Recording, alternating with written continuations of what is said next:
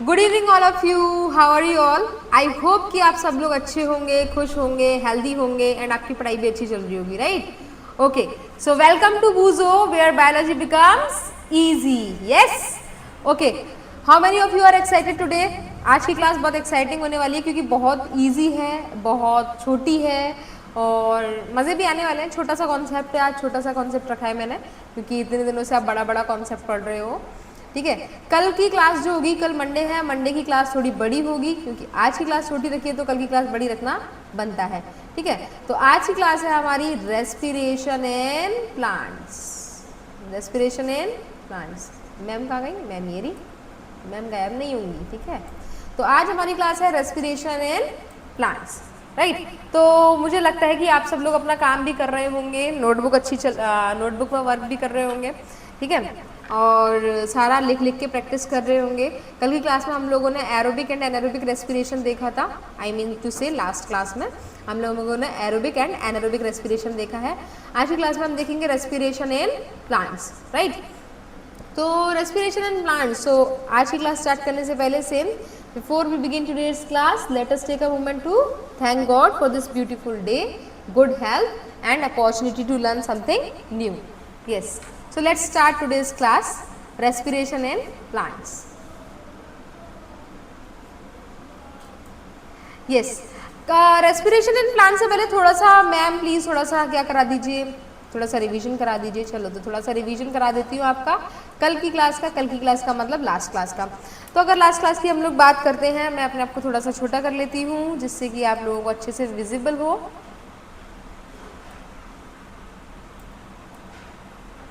ठीक है, ओके। तो हाँ जी, स्टार्ट करते हैं। कल की क्लास में यानी कि लास्ट क्लास में हम लोगों ने देखा था कि रेस्पिरेशन क्या होता है, राइट। रेस्पिरेशन क्या होता है, रिवीजन कर रहे हैं लास्ट क्लास का, फटाफट से 5 मिनट्स रिकैप करते हैं। रेस्पिरेशन यानी कि oxidation of food, oxidation of food to produce energy, oxidation of food to produce energy, simple term, in very very simple terms, ठीक है, to produce energy. Next, respiration are of 2 types, aerobic and anaerobic. As we all know, aerobic यानी कि air it already consist, an means absent, absent of air. तो aerobic respiration के लिए मैंने आपको क्या बताया था, ये जनरली आपके सारे बॉडी सेल्स में होगा। इसमें क्या होगा कि ग्लूकोज का ब्रेकडाउन होगा, पहले ग्लूकोज होगा, ग्लूकोज किस में कन्वर्ट होगा, पायरूवेट में। किस में कन्वर्ट होगा, पायरूवेट में, ठीक है। एक काम करते हैं, इसको थोड़ा ऐसे ना लिख करके एक ही उसमें बना लेते हैं ना, ठीक है। तो देखो, ग्लूकोज होगा, ग्लूकोज से पायरूवेट में कन्वर्ट होगा, पायरूवेट बोलो या और पायरूविक एसिड बोलो। फिर पायरूवेट से किस में कन्वर्ट होगा, CO2, H2O एंड 38 ATP, ठीक है। ये हम लोगों ने पढ़ा था। ग्लूकोज से पायरूवेट में कन्वर्ट होने के लिए ये कहाँ पे हो रही थी ये प्रोसेस, इन साइटोप्लाज्म, यहाँ पे इन माइटोकॉन्ड्रिया, थोड़ा सा बाहर जा रहा है, ठीक है, यहाँ वो भी ऑक्सीजन के प्रेजेंस में। ये किसका है, ये तो एरोबिक रेस्पिरेशन का है, ठीक है। अब यहाँ पे एनारोबिक वाले की बात कर लेते हैं, ठीक है। ये एनारोबिक में, ये एनारोबिक है, ये एरोबिक है। एनारोबिक अगर ईस्ट की बात करते हैं तो ईस्ट में आप लोगों को मैंने बताया था सिंपल क्या बन जाएगा, CO2 बन जाएगा, C2H5OH यानी कि इथेनॉल बन जाएगा और 2 ATP, right. Same with this, इसमें भी था, यहाँ पे मसल्स में, मसल सेल्स जब हम एक्सरसाइज करते हैं, ड्यूरिंग एक्सरसाइज और एनी काइंड ऑफ वर्कआउट करते वक्त, ठीक है। ये भी एनारोबिक रेस्पिरेशन है। एनारोबिक रेस्पिरेशन में यहाँ पे ये लैक्टिक एसिड में यानी कि C3H6O3, lactic acid plus 2 ATP, 2 ATP, ठीक है। एरोबिक एनारोबिक में हमने देखा था कि क्या क्या इसमें डिफरेंसेस होते हैं। एरोबिक एयर की प्रेजेंस में, एनारोबिक एयर के एब्सेंट में। एरोबिक रेस्पिरेशन जनरली सारे सेल्स में होगा, ये साइटोप्लाज्म और माइटोकॉन्ड्रिया दोनों में देखने को मिलता है, लेकिन जो एक्चुअल साइट है एरोबिक का माइटोकॉन्ड्रिया है। एनारोबिक का साइट क्या है? साइटोप्लाज्म है। एरोबिक में more amount of energy produce होती है, एनारोबिक में less amount of energy produce होती है। एरोबिक में क्या क्या सब्सटेंसेस बनते हैं ये मैं पता है, एनारोबिक में क्या क्या सब्सटेंसेस बनते हैं ये हमने देख लिया। तो this is a short recap, ठीक है, ये आपका कल की क्लास का थोड़ा सा रीकैप हो गया। ठीक है, मैम ने खुद को शिफ्ट कर लिया फिर से, ये आपका कल की क्लास का थोड़ा सा रिकैप हो गया। अब इसके बाद में यहाँ पे जो टर्म आया है ना आपका ATP, इसके बारे में थोड़ा सा मैम आपको पढ़ाएंगी कि ATP एक्चुअल में क्या होता है। देखो ऑल्दो ये कॉन्सेप्ट ATP वाला आपके हायर क्लासेस में होता है, but ATP adenosine triphosphate everyone knows, लेकिन आपको क्या चीज क्या बनाएगी, डिफरेंट बनाएगी दूसरों से, ठीक है। डिफरेंट क्या बनाएगी कि आपको थोड़ा सा एक्स्ट्रा पता होना चाहिए। एक्स्ट्रा जब आपको पता होता है तो आपके पास एक एक्स्ट्रा कॉन्फिडेंस होता है, इसलिए मैं आपके लिए थोड़ी सी एक्स्ट्रा चीज लेकर आई हूँ, डेट इज ATP। और ATP एक वेरी वेरी इंपॉर्टेंट चीज है बोर्ड के पर्पज से भी, कभी आप आगे भी फ्यूचर में भी, ऐसा तो है नहीं कि एक बार हो गया ATP हमेशा, बायो भी छोड़ दोगे उसके बाद में भी energy ATP, energy currency is the ATP। उसके बाद में अगर आप किसी को थोड़ा सा फॉर्मूला बता दोगे, थोड़ा सा एक्स्ट्रा बता दोगे, तो फिर तो ऐसा लगेगा कि कितना नॉलेज है आपको, राइट। चलो तो फिर ऐसे ही कर लेते हैं, देखते हैं आपका क्या। तो ATP stands for adenosine triphosphate. सबसे पहले ये वेरी वेरी वेरी इंपॉर्टेंट है, ATP stands for adenosine triphosphate, ठीक है। And it is known as the energy currency for living organisms. It is a energy currency, यानी कि इससे क्या मिलता है, एनर्जी मिलता है। इससे क्या मिलता है बेटा, एनर्जी मिलता है। तो ATP stands for adenosine triphosphate, ATP stands for adenosine triphosphate and it is the energy currency for living organism, it is the energy currency for living organism। Ma'am ने 3-4 बार रिपीट किया, आप भी 3-4 बार रिपीट करिए ma'am के साथ, क्या है ATP adenosine. जब मैम बोला करें ना एडिनोसाइन ट्राइफॉस्फेट और कुछ भी ऐसा इंपॉर्टेंट बोला करें, जस्ट राइट इट, अपने पास नोटबुक रखो और मतलब देखे बिना, पहले एक बार देख लो कि हाँ स्पेलिंग ये है, फिर बिना देखे लिखा करो, तो आपको स्पेलिंग भी तुरंत की तुरंत याद हो जाएगी, ठीक है। Adenosine triphosphate, it is known as the energy currency for living organisms and during the process of an ATP is during the process of respiration an ATP is formed। अब देखो ये जो ATP होता है, एक्चुअली ये ATP दो चीज़ों से मिलके बना है, ADP प्लस PI, ठीक है। ADP को क्या बोलते हैं, एडिनोसाइन डाइफॉस्फेट।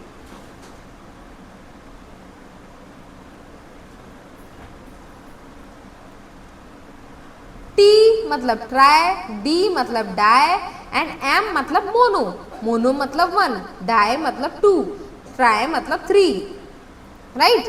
तो ADP plus PI gives you energy, और वो एनर्जी जो होती है वो ATP के फॉर्म में होता है। याद रखना ये concept, 1 molecule of ATP is broken down about 30.5 kilo joule mole per energy.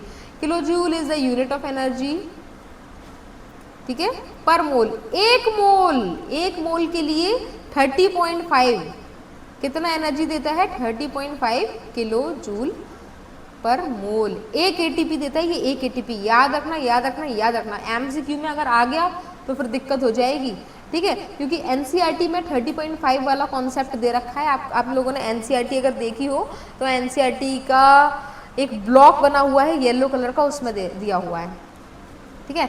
ATP molecules can be used in the cells of human beings for various activities, this is we all know यार, है ना कि हाँ सबके लिए होता है। तो ATP stands for adenosine triphosphate and it is the energy currency for living organisms. It is made up of ADP plus PI। ADP मतलब एडिनोसाइन डाइफॉस्फेट एंड PI क्या होता है, I का मतलब है इनऑर्गेनिक और P का मतलब है फॉस्फेट, तो इनऑर्गेनिक फॉस्फेट। अब मैं थोड़ा सा इसका स्ट्रक्चर आप लोगों को बता देती हूँ।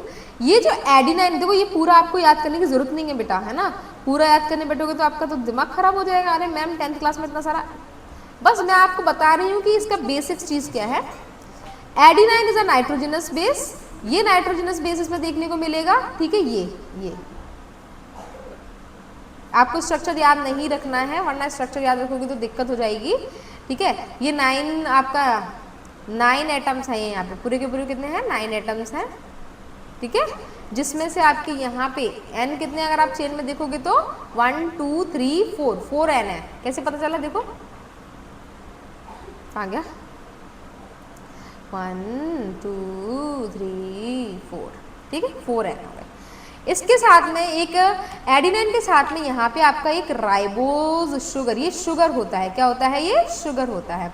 एंड ये 3 फॉस्फेट होते हैं, 3 बहनें होती हैं, अल्फा बहन, बीटा बहन, गामा बहन, ठीक है। Alpha beta gamma, alpha beta gamma. I think इतना क्लियर हो गया होगा, है ना।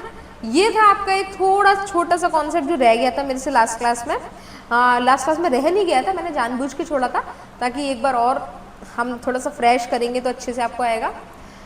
चलो, अब इसके बाद में हम लोगों ने देखी एक एक्टिविटी, कुछ रह तो नहीं रहा था ना वहाँ पे, हाँ चलो। अब हम लोगों को देखनी है एक एक्टिविटी। इस एक्टिविटी में आपको क्या बताया जाएगा, to confirm the release of homework. चलो, ये थोड़ा सा मेरे से गंदा हो गया, फाइन। लेट्स, इसमें हमें देखना है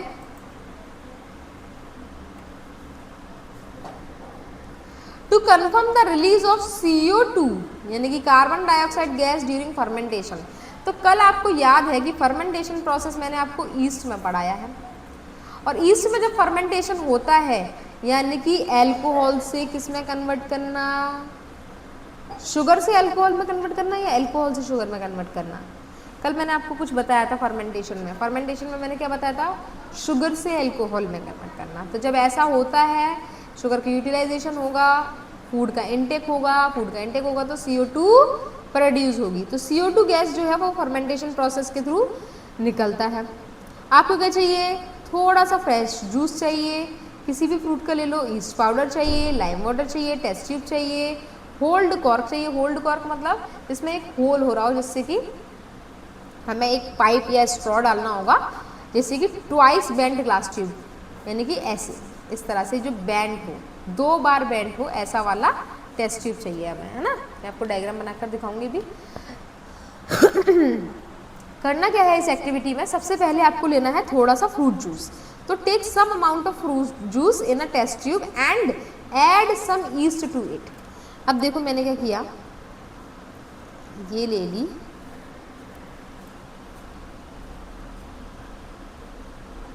ये क्या है, टेस्ट ट्यूब ले लिया मैंने, ठीक है।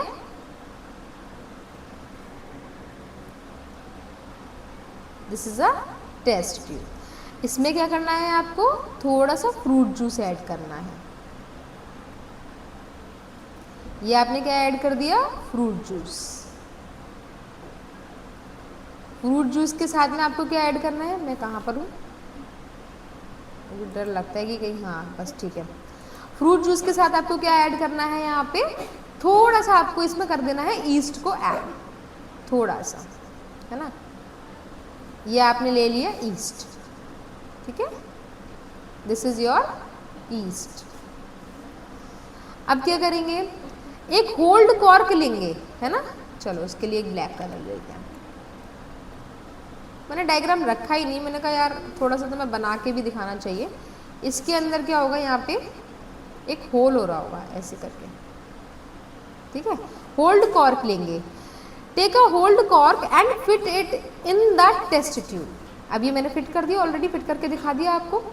Attach a delivery tube from one hole with another end in a test tube containing freshly prepared lime water. अब आपको क्या लेनी है, एक और ट्यूब लेनी है, एक और टेस्ट ट्यूब लेनी है, एक और टेस्ट ट्यूब लेनी है। इस टेस्ट ट्यूब के अंदर आपने क्या देखा, क्या भर दिया, lime water. How many of you know the test of lime water, lime water, ठीक है। Keep the apparatus undisturb. अब देखो होता क्या है कि ये जो यहाँ से टेस्ट ट्यूब होगा ना, ये इन्होंने होल्ड कॉर्क मंगाया ही इसीलिए था जिससे कि इसमें टेस्ट ट्यूब लगा के, जो बेंट वाला टेस्ट ट्यूब था इसमें लगा करके, यहाँ लगाया, यहाँ डाला, थोड़ा मैं ऐसे बना दे रही हूँ, ठीक है, इधर गया। अब होगा क्या, आप लोगों ने लाइम वाटर का टेस्ट देखा हो कि अगर इसमें लाइम वाटर में CO2 को मिक्स कर देते हैं, जब लाइम वाटर में CO2 को मिक्स कर देते हैं यानी कि CO2 को ऐड कर देते हैं, तो it will turn into milky. तो लाइम वाटर टर्न्स मिल्की। अब ये मिल्की आप थोड़े टाइम बाद देखोगे, after a few hours the lime water turns milky. तो मतलब सीधा सीधा है कि ये लाइम वाटर मिल्की हुआ, इसका मतलब यहाँ से CO2 रिलीज हुआ, इसका मतलब यहाँ से CO2 रिलीज हुआ, यहाँ से CO2 रिलीज हुआ। ये एक इम्पॉर्टेंट एक्टिविटी है क्लास 10th बोर्ड एग्जाम्स के लिए। आपको बोल देंगे कि हमने क्या किया, ईस्ट को फिक्स शुगर सॉल्यूशन में रख दिया, बताइए क्या हुआ। So you have to tell, जब ईस्ट को शुगर सॉल्यूशन में रखोगे तो वो क्या करेगा, वो रेस्पिरेशन करेगा, क्योंकि उसको फूड मिल गया, फूड मिल गया रेस्पिरेशन करेगा, रेस्पिरेशन करेगा तो फर्मेंटेशन यानी कि anaerobic respiration will be there, और जब एनारोबिक रेस्पिरेशन होगा तो it will produce CO2 that is the carbon dioxide. Easy. और जब कार्बन डाइऑक्साइड निकलेगा तो उसको लाइम वाटर से पास करा के देखो, मिल्की कन्वर्ट हो जाएगा। ये पूरी श्योरिटी दे देगा कि हाँ भाई यहाँ पे CO2 रिलीज हुआ है। तो only the presence of carbon dioxide can turn milky, can turn lime water milky. This proves that fermentation releases CO2 that is carbon dioxide and fermentation process time varies from season to season. जैसे दही सर्दियों में जमा के देखो भाई बहुत time लेता है, और गर्मियों में जमा के देखो तो सर्दियों में टाइम लेता है या गर्मियों में टाइम लेता है? सर्दी में तो थोड़ा वो टाइम लेता ही है, गर्मी में भी उसको फ्रीज में रखना पड़ता है, क्योंकि उस बैक्टीरिया को एक ऑप्टिमम टेम्परेचर चाहिए काम करने के लिए। इसीलिए फर्मेंटेशन प्रोसेस जो है वो सीजन टू सीजन वेरी करता है, क्योंकि उसको एक पर्टिकुलर टेम्परेचर चाहिए होता है, और हर एक सीजन में टेम्परेचर पर्टिकुलर नहीं होता है, it varies, that's why fermentation process time also varies. Clear? I think ये आप लोगों को यहाँ तक क्लियर हो गया होगा। एक छोटा बढ़िया सा डायग्राम इसका मैं बना दूँ, चलो आप लोग को बना देती हूँ, चलो रुको बाद में बनाएंगे इसका डायग्राम, अभी टाइम देखते हैं, क्योंकि मुझे आज का क्लास आपका ज़्यादा लंबा नहीं देखना है, क्योंकि आज आपको थोड़ा सा रिलैक्स देना है मुझे, ठीक है। तो अब बात करते हैं हम respiration in plants. Respiration in plants में आप लोग बात करेंगे तो कुछ एक्टिविटीज़ जो है यहाँ पे, रेस्पिरेशन इन प्लांट्स।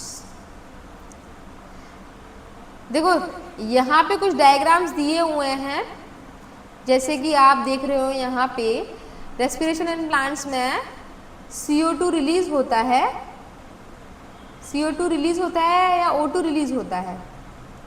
बताओ।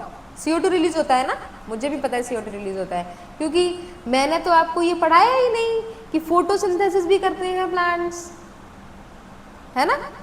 तो देखो भाई अब यहाँ पे कंफ्यूजन हुई कि नहीं हुई?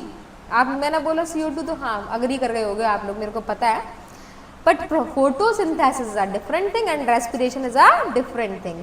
तो O2 सेम, मैंने क्या बताया था, रेस्पिरेशन में O2 अंदर जाएगा और CO2 बाहर आएगा, ठीक है। दिन में O2 क्या होगा, O2 रिलीज होता है, यहाँ पे दिन में O2 रिलीज होता है, और फोटोसिंथेसिस भी करते हैं ये लोग। फोटोसिंथेसिस करते हैं या नहीं करते हैं? तब क्या होगा, यहाँ पे तो फोटोसिंथेसिस चल रही है, रात को चलेगा रेस्पिरेशन, ठीक है। Same with this exchange of gases and leaves oxygen and carbon dioxide. तो इस फोटो को इतना ध्यान नहीं देना है, बस जस्ट फॉर कि कितना क्यूट सा लग रहा था, तो फिर मैंने कहा चलो इसको लगाते हैं, ठीक है। एज यू ऑल नो कि रेस्पिरेशन में आपको O2 यानी कि फूड का ऑक्सीडेशन होगा, ताकि एनर्जी मिले उसको और काम करने के लिए, ठीक है। तो प्लांट्स को भी तो एनर्जी चाहिए उनका काम करने के लिए, सिंपली वो भी कैसा होना चाहिए, फिर तो एनिमल्स के जैसा ही रेस्पिरेशन करना चाहिए ना। चलो ओके, और स्टार्ट करते हैं आज हम रेस्पिरेशन इन प्लांट्स। तो जो मैम आपको इंपॉर्टेंट पॉइंट बताएंगी बस आपको उसी पर ध्यान देना है, बाकी सारे पॉइंट्स पर ध्यान नहीं देना है। मैं सारे पॉइंट्स इसलिए लिख देती हूँ ताकि जैसे कभी आप इन स्लाइड्स को देखो और आप खुद पढ़ो तो आपको भी क्लियर होना चाहिए कि मैंने क्या क्या पॉइंट्स बताए थे, क्योंकि कभी कभी क्या होती है कुछ बातें निकल जाती हैं और यही टाइम है आपको ये सारी बातें याद रहेंगी तो आगे भी याद रहेंगी, इसलिए मैं लिख देती हूँ। The plants respire and gain energy, obviously plants respire करेंगे और एनर्जी गेन करेंगे। लेकिन प्लांट में एक प्रॉब्लम है, प्लांट में ये प्रॉब्लम है कि उसके पास अपने जैसा सिस्टम नहीं है भाई। उसमें हर एक पार्ट नेता है अपने आप में। क्यों? क्योंकि हर एक पार्ट इंडिविजुअली रेस्पिरेशन करेगा, वहां पे कोई सिस्टम नहीं है, इसीलिए सब अपना अपना देख लो, सब अपना अपना देख लो। So different parts of plant respire independently. यहाँ पे कोई सिस्टम नहीं है, कोई सिस्टम नहीं है, कोई रेस्पिरेटरी सिस्टम नहीं है, कोई ट्रांसपोर्ट के लिए तो आपके पास सेल्स वगैरह मिल जाएंगे, बट रेस्पिरेटरी सिस्टम तो ऐसा जितना नहीं है जैसे अपना होता है। ठीक है, तो रेस्पिरेटरी सिस्टम नहीं है, इसीलिए बोल दिया भाई भाया अपना अपना देख लो, लीव्स तुम अपना देख लो, रूट्स तुम अपना देख लो और इंस्ट्रूमेंटा तुम अपना देख लो, है ना, कोई हार्ड पार्ट्स है तो तुम अपना देख लो। ठीक है, ये सब अपना अपना देखते हैं और नीड्स के according. However, being fixed, their requirement of energy is less in comparison to animals. ठीक है, क्योंकि इनको इतना रेस्पिरेशन का ज़रूरत नहीं होता, क्योंकि ये खुद ही फोटोसिंथेसिस कर रहे होते हैं और बहुत सारी चीज़ें इनके अंदर ऑलरेडी चल रही होती हैं, इसलिए इनको इतनी एनर्जी की ज़रूरत नहीं होती। तो अगर टेक्निकली मैं बात करूँ, प्लांट्स ब्रीद नहीं करते, plants not breathe but they do respire, लेकिन वो रेस्पायर करते हैं, रेस्पिरेशन करते हैं। तो आपके लिए यहाँ पे जो इम्पोर्टेंट पॉइंट है ये वाला है।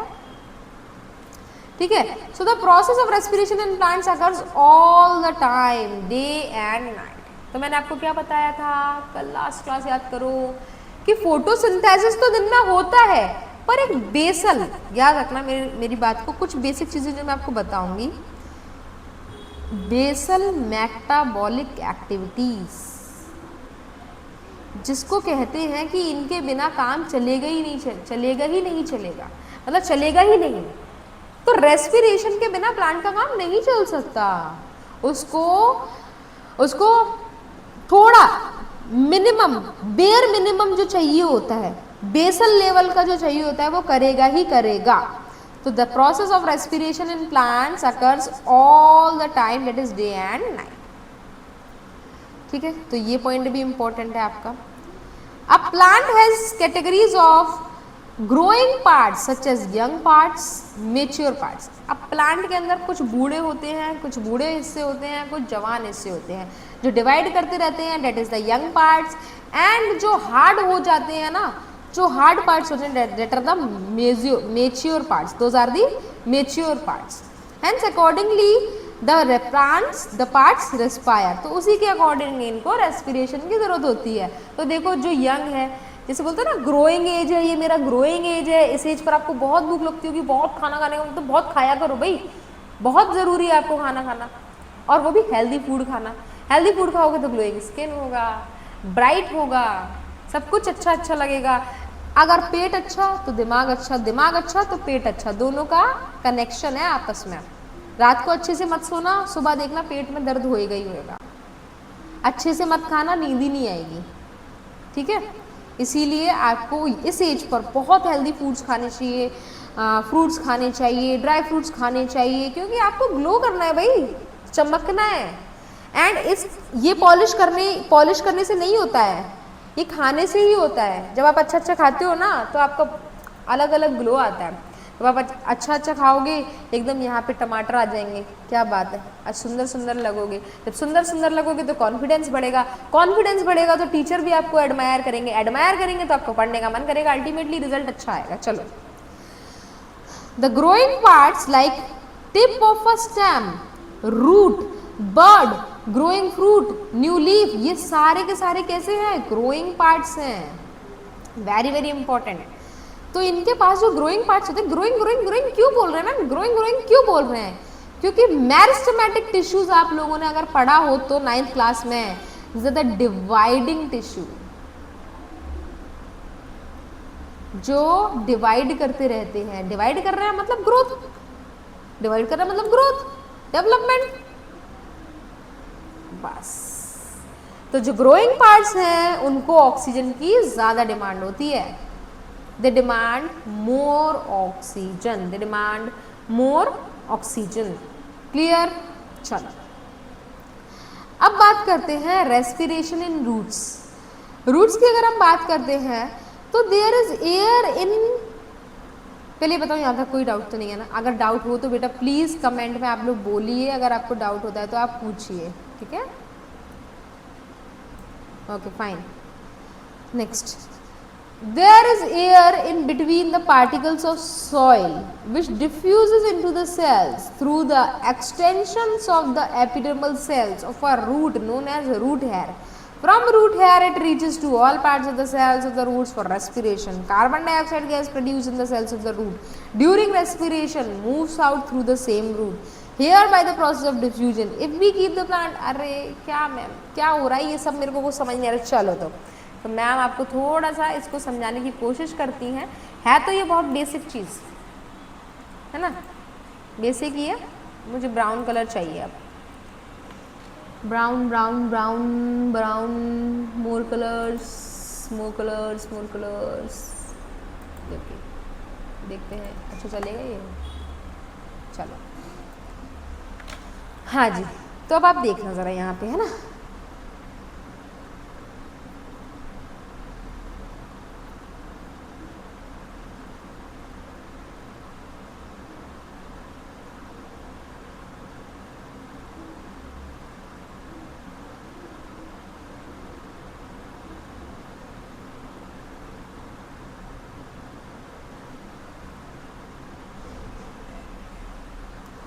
ये मैंने बेसिक डायग्राम्स इसलिए रखे हुए हैं ताकि आपको भी पता चले कि you can also draw such diagrams.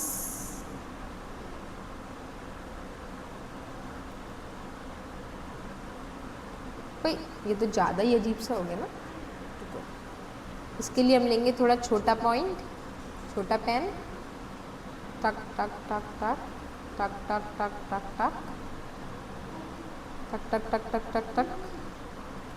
तुम लोग भी ऐसी बनाया करो ना, टक टक टक करते हुए, मज़ा आता है टक टक टक करते हुए।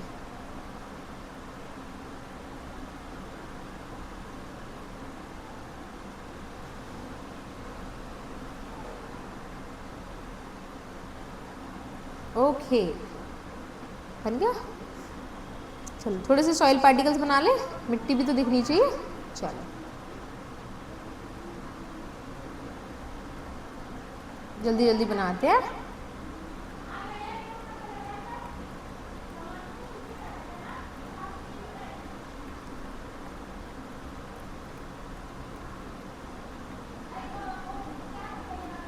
ओए बहुत सारा बनाना पड़ेगा।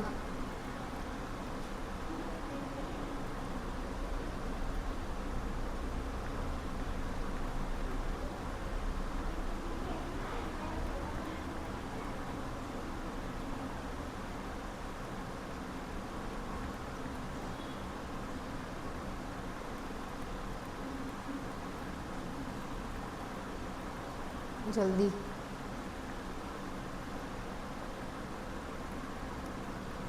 If you can see this diagram, मैंने कुछ रूट्स बनाई हैं एंड कुछ सॉइल पार्टिकल्स बना रही हूँ, ठीक है? तो आप देख रहे हो कि इन सॉइल पार्टिकल्स के बीच में कुछ स्पेस है और रूट में कुछ रेशे जैसे हैं, कुछ हेयर जैसा स्ट्रक्चर्स है, ठीक है? इनको क्या बोलते हैं? कुछ हेयर जैसे स्ट्रक्चर्स है। तो इसकी लेबलिंग भी कर देते हैं, थोड़ी सी ब्लैक से कर देते हैं, ब्लैक से ज़्यादा अच्छी रहेगी, ठीक है? तो अगर आप देख पा रहे हो, कहाँ गया? दिस इज अ रूट,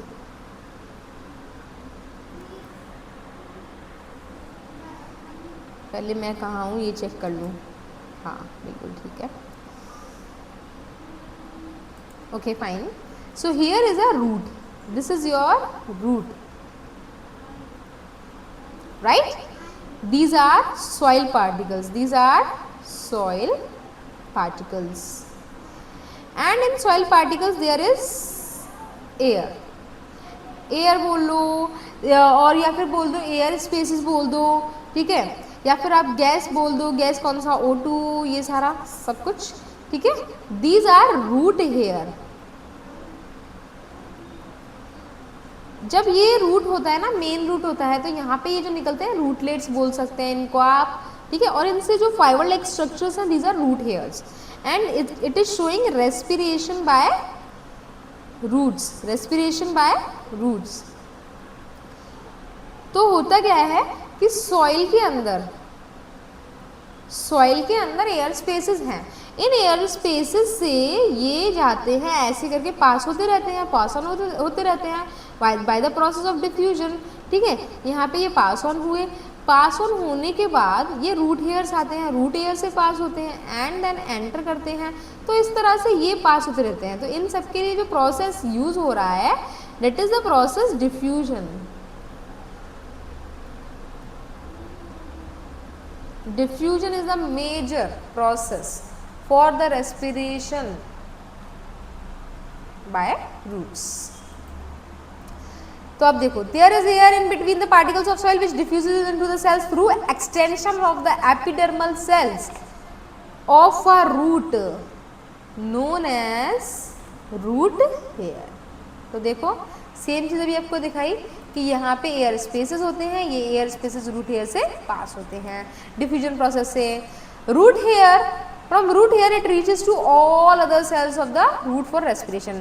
तो अब O2 चला गया तो ऑब्वियसली CO2 बाहर आएगा, तो CO2 gas produce in the cells of the root during respiration moves out through the same root hairs by the process of diffusion, ठीक है। तो यहाँ पे बस एक चीज़ और लिख लो, ये आपको थोड़ा याद रहेगा, फिर इससे O2 जाएगा अंदर और CO2 आएगा बाहर, CO2 आएगा बाहर और O2 जाएगा अंदर। क्लियर? चलो, अब होता क्या है, अब ध्यान से देखना, O2 CO2 मिल रहा है इनको, लेकिन अगर आपने गलती से यहाँ पे क्या कर दिया, पानी भर दिया, यानी कि अगर वाटर लॉगिंग हो गई तो O2 का सप्लाई तो कट जाएगा, और जब O2 का सप्लाई कट गया तो क्या होगा, O2 का सप्लाई कट गया तो पेड़ को मरना होगा, plant will die. If we keep the plant, so this is the important, this is very very important. देखो डिफ्यूजन वाला प्रोसेस तो आपको पता ही है कि ये रेस्पिरेशन किससे करेंगे, डिफ्यूजन से करेंगे। एक second,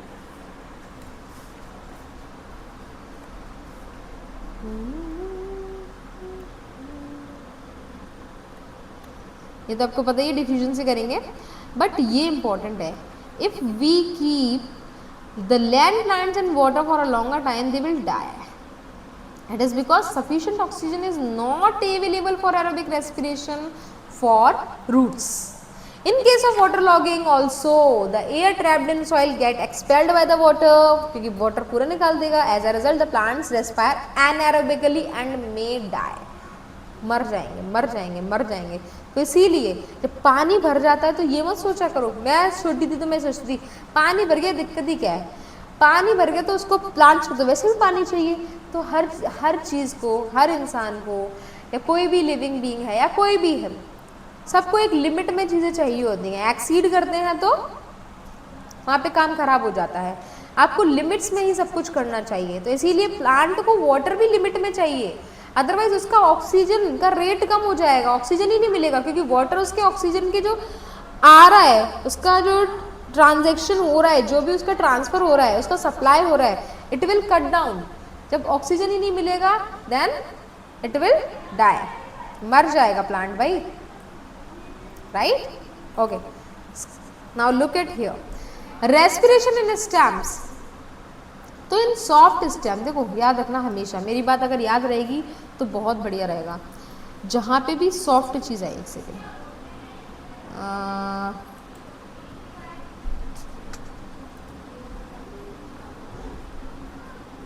right, okay, so look at here, जहाँ पे भी सॉफ्ट चीज़ें होंगी प्लांट में, वहाँ पे रेस्पिरेशन करने के लिए स्टोमेटा होगा,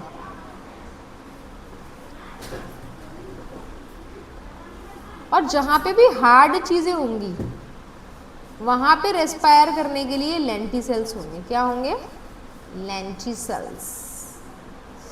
अब स्टोमेटा तो आप लोग पढ़ चुके हैं कि स्टोमेटा क्या है, बट व्हाट आर लेंटिसेल्स वो भी देख लेंगे। So in soft stems stomata help in diffusion. Soft stem में कौन है? स्टोमेटा है। The oxygen from the air diffuses into the stem of a herbaceous plant through stomata and reaches all the cells for respiration। तो देखो जो soft stems हैं उनमें oxygen diffusion process से अंदर जाता है स्टोमेटा के थ्रू, ठीक है, और सारे पार्ट्स तक पहुंच जाता है। O2 चला जाएगा, CO2 बाहर आ जाएगा स्टोमेटा के through.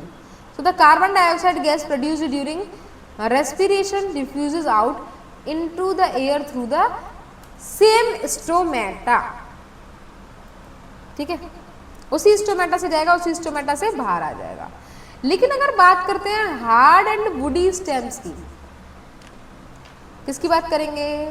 Hard and woody stems of large plants and trees have lenticels where the gaseous exchange occurs। So what are lenticels? अरे भैया कहाँ गया?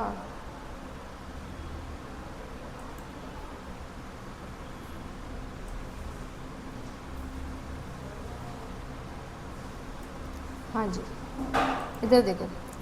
तो जो लेंटिसेल्स होते हैं, कहाँ गया?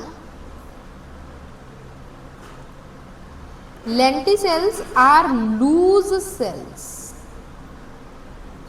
that are present on the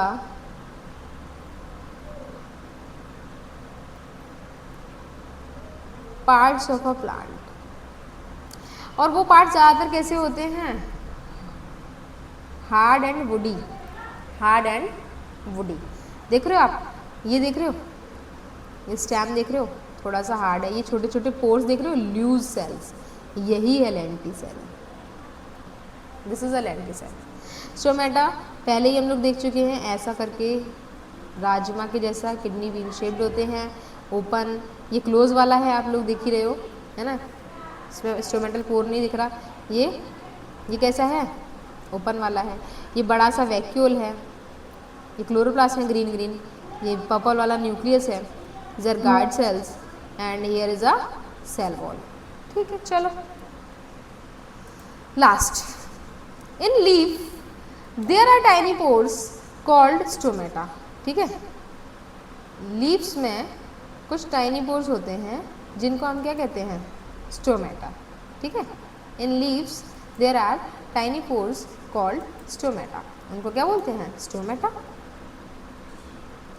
The exchange of respiratory gases in the leaves takes place by the process of diffusion। तो आपने जहाँ तक देखा होगा इन सब में रेस्पिरेशन के लिए डिफ्यूजन यूज हुआ है, क्योंकि इनके पास कोई ऑर्गन नहीं है, कोई सिस्टम नहीं है। तो ये क्या नेजल कैविटी से जाएंगे, फिर प्राइवेट पाइप में जाएंगे, क्या जाएंगे ये?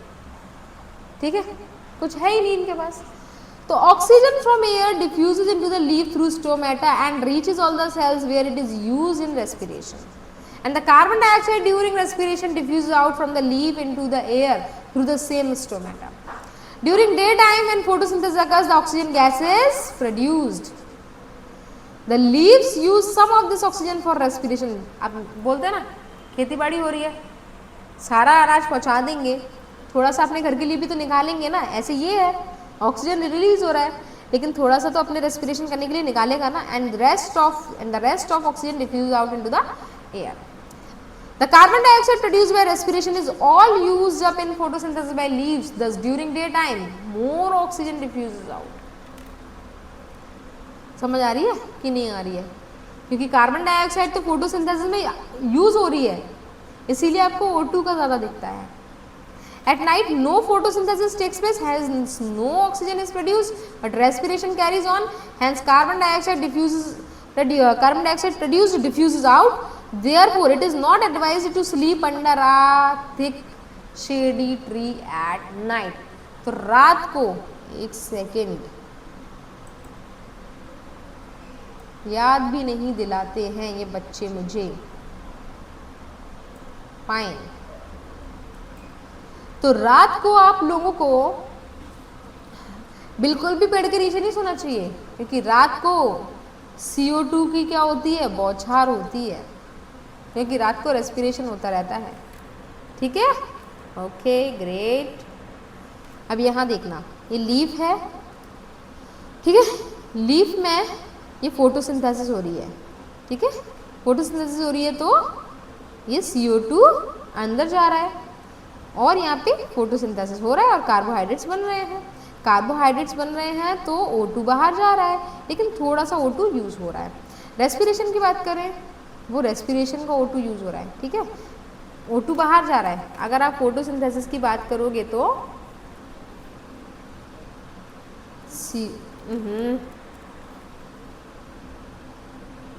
CO2 अंदर एंड O2 बाहर।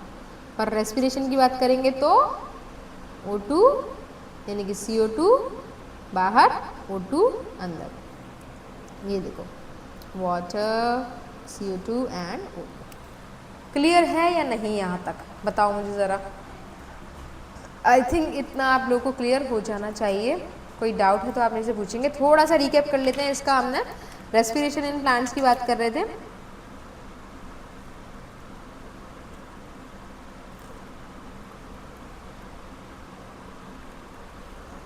all parts of a plant respire individually because they don't have what? Respiratory system. So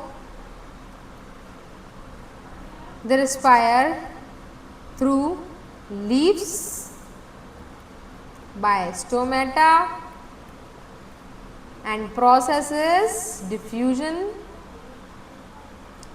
Same with roots, by root hair,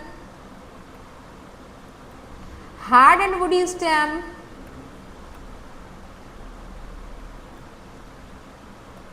by lenticels. Clear? Generally इतना ही, मतलब इतना सारे जो प्रोसेस होते हैं वो जनरली डिफ्यूजन से ही होते हैं। आई होप कि आप लोगों को ये सारी चीज़ें क्लियर हो गई होंगी एंड आपको मेरी क्लास अच्छी लग रही हैं। आपको अगर मेरी क्लासेस अच्छी लग रही हैं तो प्लीज़ आप लोग फॉलो करें, सब्सक्राइब करें, शेयर करें मेरे क्लासेस को अपने दूसरे फ्रेंड्स के साथ, ताकि उन लोगों को भी थोड़ा एक्साइटिंग वे में पढ़ने को मिले। ठीक है, वो लोग भी चाहते होंगे कि उन लोगों को भी थोड़ा अच्छे से पढ़ने को मिले, है ना, और थोड़ा इमेजेस के साथ। क्योंकि आप लोग देखो सब जानते हो, बचपन से आप लोग क्या ये पढ़ते आ रहे हो बायोलॉजी, तो बचपन से आप लोग को पता है कि डायग्राम्स का बहुत इंपॉर्टेंस है इसमें, है ना। जितना ज़्यादा अच्छा डायग्राम उतना ज़्यादा आपकी पढ़ाई अच्छी होगी। ठीक है, इसीलिए मैंने ये थोड़ा सा इसका विजुअलाइजेशन थोड़ा ऐसा रखा है। और डायग्राम्स जहाँ तक है आप कोशिश किया करिए, जैसे जैसे मैं बनाती हूँ आप लोग भी बनाएं। Diagram practice we will do in some other classes, but during the classes you also have to practice, जिससे कि आपको दिक्कत ना हो आगे चल के। आगे जैसे कहते हैं यूज टू हो जाओगे अगर आप बनाओगे। बेसिक डायग्राम्स आप यूं ही बना दोगे, क्योंकि अगर क्वेश्चन में नहीं भी पूछा है स्टिल आप लोग क्या करें, ड्रॉ करें। क्योंकि इससे क्या होगा, टीचर्स को ये पता चलेगा कि हाँ इस बच्चे को बहुत अच्छा नॉलेज है। एंड कहीं पे भी अगर थोड़ा बहुत भी इधर उधर होता है तो हाँ दे विल थिंक कि हाँ चलो बच्चे को काफ़ी अच्छा नॉलेज है। एंड कहीं का किया कहीं आ जाता है, कहीं यूज़ हो जाता है। इसलिए आई विल सजेस्ट यू कि आप सारे लोग अपना अच्छे से डायग्राम प्रैक्टिस ज़रूर करिए अगर आपको बायो में लिटरली अच्छा परफॉर्म करना है तो। सो शेयर करिए मेरे चैनल को ज़्यादा से ज़्यादा कि और बच्चों तक भी पहुँचे। सब्सक्राइब करिए, लाइक करिए, कमेंट करिए आपको क्या क्या चाहिए। हाँ अभी एक बच्चे की डिमांड आई है लाइव क्लास की, लाइव स्ट्रीमिंग की। I will prepare for it and I will try कि हाँ मैं लाइव आऊँ और आप लोगों को लाइव ही पढ़ाऊँ। ठीक है, मुझे भी मज़ा आएगा लाइव पढ़ाने में। सो स्टे ट्यून्ड विद बूजो, टेक केयर एवरीवन। इतनी कोशिश करने के बाद में भी हमारी क्लास फिर भी 45 मिनट्स का हो गया। ठीक है, टेक केयर।